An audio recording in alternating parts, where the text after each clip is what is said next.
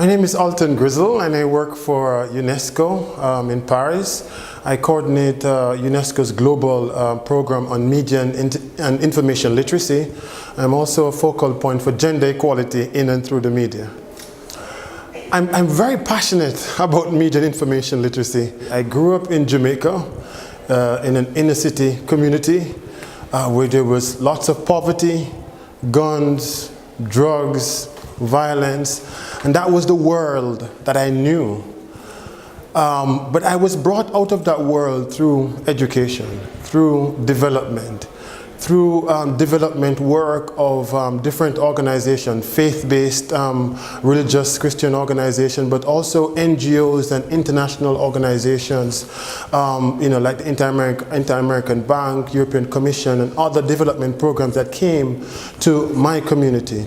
I was always fascinated by the power of information and how information can change how you think, how you view things, how you appreciate the world around you.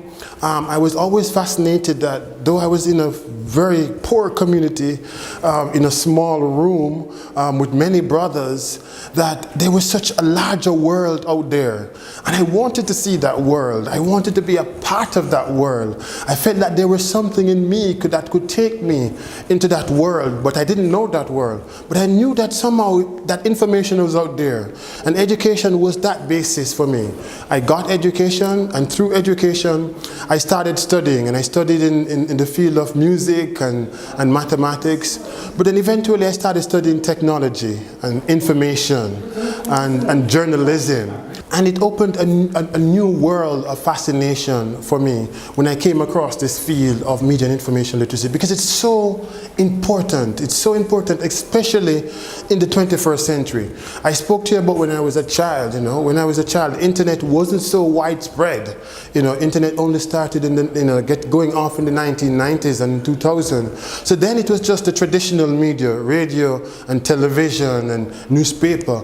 But with the technology that comes, so much more information came to the community that I grew up in, and it opened opportunity for everyone around the world, whether you're in a rural farm community, an inner city community, even here in Brazil, information can transform your life. Media and information literacy is so important because today we're living in a virtual world. We live in a world where we're depending on information through the internet, through media, through libraries, so that we can take decisions about our personal life, about our political life, about who we should vote for. We depend on information about what products that we should buy. We depend on information for every aspect of our lives. We depend on information to know how we interact with our neighbors, because sometimes we hate our neighbors because the information we have, and the information we have is erroneous. And if we were to get the right information, we'll realize that why are we hating these people who are just like us, but they think slightly differently, they dress slightly differently. So media and information literacy is really important for all people, young and old alike, to realize that in this connected world, in this 21st century, where the world is connected, where there's a saturation of media all around us, that we're learning so much through these media. But we need new competencies to effectively engage in the internet, to effectively engage with media, to effectively use libraries and archives and museums. In some communities, we think that museums are no longer important. I was fascinated, in fact, through this Global Media and Information Literacy Week conference, when I met, the director of a museum, and she was talking about the virtual museum. I know that that is transforming young life. I met another gentleman, also here from Brazil, who works in the inner cities, the outskirts of Sao Paulo, poor communities, and I could identify with that. And you know what he said to me? He said that he's using literature to transform his community economically. You would want to think that this couldn't work, but he took art, he took literature from the Brazilian culture, and he brought that into the context of information that we need for everyday life. He brought it in the context of libraries, he brought it in the context of new technologies, of news, of media production. And now he told me that through applying media and information literacy concepts, as I said, using literature from the communities. People think that this is old. They're transforming the economics of the country, of this community.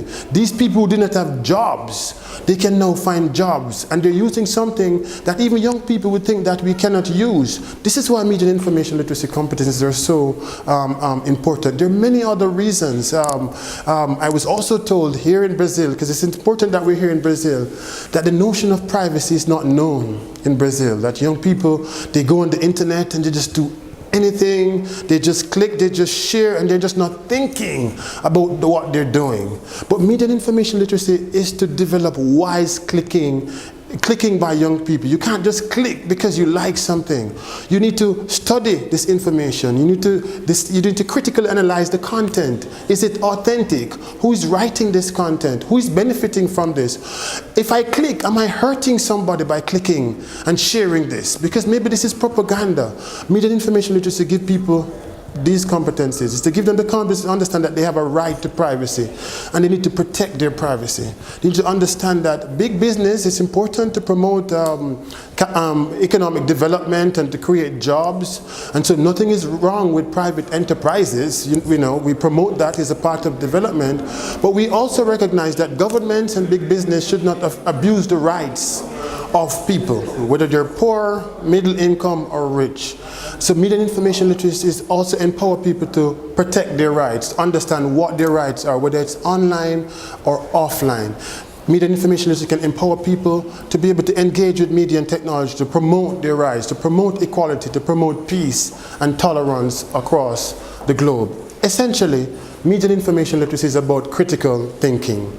It's a new form of civic engagement. In fact, in many schools, civic education is being thrown out of the curriculum, and this needs to be renewed because media and information literacy is about a new form of civic engagement. It's about protecting one's rights, it's about protecting one's freedom, having the competencies, the knowledge, skills, and attitude to protect one's right and freedom, and having the competencies, the knowledge, skills, and attitude to understand the importance of libraries, of archives, of museums, of technology, of mobile technology, of media, the traditional media, in society and for development. The main challenge that is facing this field of media and information literacy competencies, you have many actors, many stakeholders, important stakeholders on the side of information, on the side of media, on the side of technology, on the side of culture, on the side of museums and archives and libraries, many different stakeholders. The main challenge that we think we're facing in this field and UNESCO is facing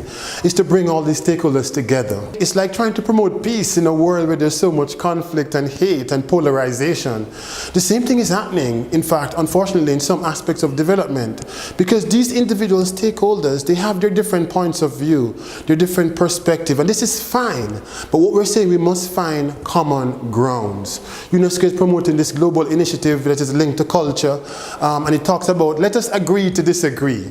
It's okay for us to disagree, but then let us find common ground for a common cause so that we can have global change in education, global change in the way young people think, in the way citizens think. I think this is the biggest challenge, to bring stakeholders together. But it's happening. Slowly, it is happening. For example, here in Brazil, media and information literacy, as UNESCO is calling it, is called educommunications here in Brazil. But essentially, we're doing the same thing. We have the same objective. So for UNESCO, we're saying it doesn't matter what it is called. Let's focus on what are the objectives that we want to achieve. What are the key competencies we want every citizen to have on media and information and technology. This is that common ground that we need to find. Another big challenge, which is related to the debates about what media and information literacy is, because for UNESCO, media and information literacy is an umbrella term. So it includes educommunication, digital literacy, communication literacy, library literacy, social network literacy, all the different literacies, just an umbrella term that we're using. But another related challenge is policies. We need citizens to advocate to their governments that education must reform. In fact, I learned also about in Brazil that now they're occupying the secondary schools. It was so fascinating to learn this. What are they occupying the secondary schools about? They want quality education. The United Nations Sustainable Development Goals call for education for all. The predecessors of the Sustainable Development Goals were the Millennium Development Goals. And it calls for education for all. It calls for universal primary and secondary education. And so what happened? A country like Brazil achieved universal registration for education. So everybody was in school, but then the quality dropped and the quality didn't improve. And so what is happening now through young people occupying the school is a form of civic education, is a form of civic movement, and this is what media and information literacy is about. It's about listening to the voice of the people, listening to the voice of young people. You know, whether it's a media, whether it's internet intermediaries, whether it's development organization, the voice of the people must be listened to, because the people are the center of development, and this is what UNESCO stands for. And so as we're pushing for quality education in Brazil, what we're saying is that education needs to be transformed and reformed. And we can transform and reform education through media and information literacy. And we need policies on media and information literacy.